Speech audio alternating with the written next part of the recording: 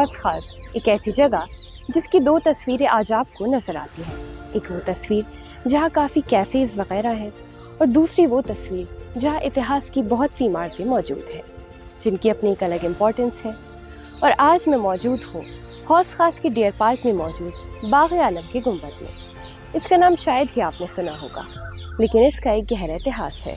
तो चलिए लेकर चलते हैं आपको इस गुंबद में और जानते हैं हिस्टोरियन साकिब सलीम से इसके इतिहास के बारे में।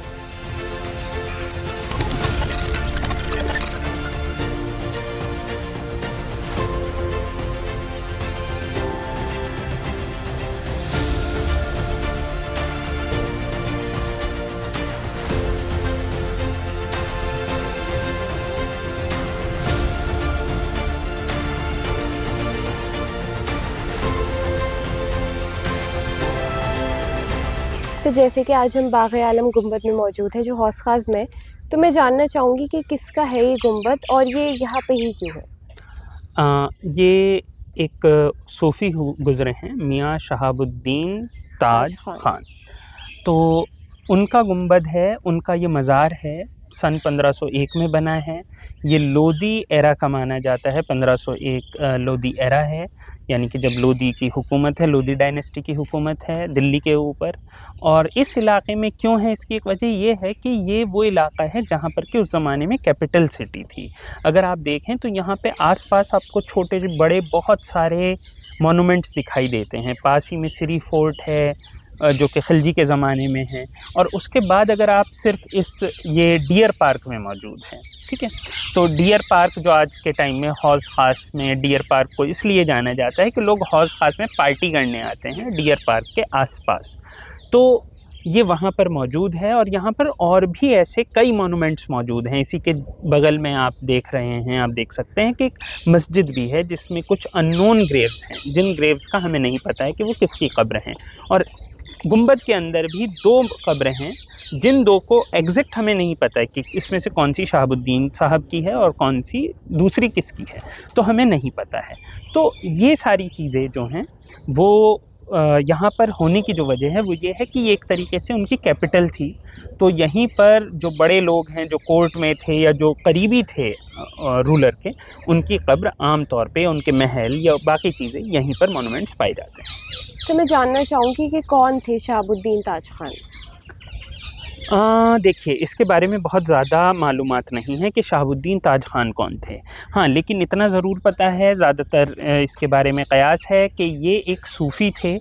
और जैसा कि अगर आप देखें तो सल्तनत पीरियड में ये आम तौर पर होता था कि जो बादशाह होते थे वो किसी न किसी सूफ़ी को बहुत ज़्यादा इज़्ज़त देते थे, बहुत उनकी मान रखते थे। जैसे कि अगर आप देखें तो मुग़लों के दौर में चिश्तियों के साथ ऐसा था, या बाकी में भी देखें तो चिश्तियों को ये एक ओहदा था। या फिर बख्तियार काकी को आप देखें, बख्तियार काकी को ये कुतुबुद्दीन बख्तियार काकी को ये ओहदा था। तो ये सूफ़ी भी ये पक्का है कि किसी न किसी मान कान के सूफ़ी होंगे, लेकिन इनके बारे में बहुत ज़्यादा नहीं पता है और एक लिगेसी इनकी नहीं चली है। जैसे कि यहाँ पर कोई उर्स नहीं लगता है, ये सारी चीज़ें नहीं होती हैं। तो इससे भी हमें ये पता चलता है कि ये कोई सूफ़ी होंगे, इसी मतलब काफ़ी इम्पॉर्टेंट सूफ़ी होंगे तभी इतना बड़ा मज़ार है। लेकिन हाँ, इनकी कोई ख़ास लीनिएज आगे मेंटेन नहीं हुई, इसलिए आज के वक्त में यहाँ पर उर्स नहीं लगते हैं या ऐसी चीज़ें नहीं होती हैं। तो बहुत ज़्यादा अच्छे से नहीं पता है कि किस सिलसिले के सूफ़ी थे। तो जैसे आपने बताया कि इस जगह पे बहुत सारी जगहें मौजूद है, जैसे तोहफ़े वाला गुंबद हो गया, तो ये जो हौस खास जगह है ये इतिहास की इतनी पुरानी जगह है, पर यहाँ पे जो कैफ़ेज़ वगैरह का कल्चर स्टार्ट हुआ ये कब स्टार्ट हुआ?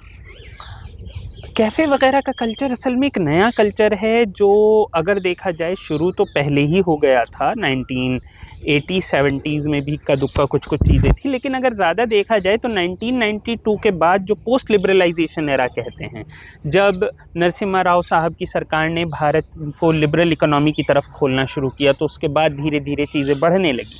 तो उसी दौरान दिल्ली का भी एक ऐसा विकास हुआ और बाकी जगह भी भारत में ऐसा हुआ कि नए कैफ़े, नए रेस्टोरेंट, अगर आप अपनी भी याददाश्त पर गौर करें तो पिछले 10-15 साल में भी जो कैफ़े जितने ज़्यादा खुल गए हैं, पहले उतने नहीं होते थे। तो यहाँ पर जो ज़्यादा कैफ़े का कल्चर आया है वो आप ये मान सकते हैं पिछले 20 से 30 साल के अंदर ये इस तरीके से कैफ़े का कल्चर बना है। उससे पहले यहाँ पर क्या दिल्ली में इस तरीके से कैफ़े का कल्चर नहीं था।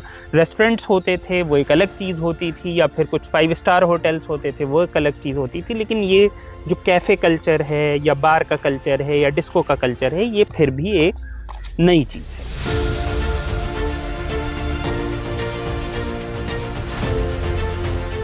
सर, मैं जानना चाहूँगी कि इस गुंबद का नाम बाग़ आलम क्यों है? बाग़ आलम, जैसा कि अभी हमने बात की थी कि ये डियर पार्क है। डियर पार्क ही को बाग कहते हैं उर्दू में या फ़ारसी में।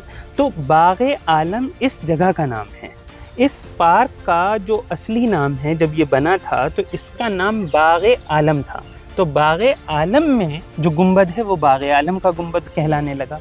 इसी तरीके से जब यहाँ पे आप देखते हैं तो हौज़ ख़ास जो है वो हौज़ आलम है, उसका जो नाम है। तो यहाँ पर सब कुछ आलम के साथ है, यानी कि दुनिया, मतलब आलम दुनिया को बोलते हैं, यानी कि दुनिया का बाग, मतलब एक सबसे बड़ा बाग या सबसे अच्छा बाग आप ऐसे कह सकते हैं। ऐसे ही हौज़ आलम मतलब हौज़, दुनिया का एक बेहतरीन हौज़। तो ये बाग़ आलम गुंबद बेसिकली इस पार्क का ही नाम है। सर, मैं जानना चाहूँगी, जैसे हम देखते हैं इस गुंबद के पास एक मस्जिद है जी, तो उस मस्जिद के बारे में थोड़ा आप बताइए। देखिए, इसके पास एक मस्जिद है और आम तौर पर आपने देखा होगा जो ऐसी दरगाहें हैं या ऐसे मज़ार हैं उनके आसपास मस्जिद होती है। उस मस्जिद के बहुत सारे रीज़न्स होते हैं। उसमें से एक रीज़न ये है कि मुस्लिम्स जो हैं जब अपनी कब्र के आसपास या कब्रिस्तान के आसपास होंगे जहाँ पर कब्र हो सकती हैं, तो वहाँ पर उन्हें नमाज़ पढ़ने की जगह चाहिए, कुरान ख़ानी के लिए जगह चाहिए। तो ये भी एक रीज़न होता है। और ये बहुत बड़ी मस्जिद नहीं है, अगर आप गौर करें, जो जिसमें ज़्यादातर हिस्सा ढह चुका है, लेकिन ये बहुत बड़ी मस्जिद नहीं है। एक छोटी मस्जिद है जिसमें अब कब्र बन चुकी हैं। अब इसमें कब्र किस दौर में और क्यों बनी, इसके बारे में ज़्यादा नहीं पता है।